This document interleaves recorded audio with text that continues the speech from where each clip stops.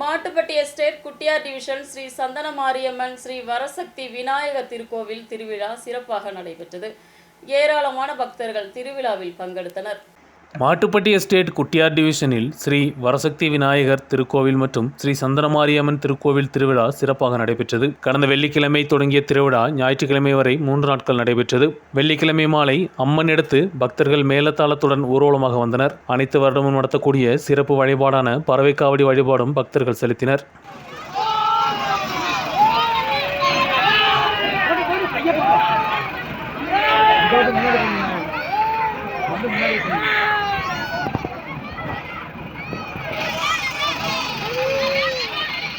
ஊர்வலத்தில் வேல் குத்தியும் நேர்த்தி கடன்கள் செலுத்தப்பட்டது. தொடர்ந்து முளைப்பாரி ஊர்வலமும் நடைபெற்றது.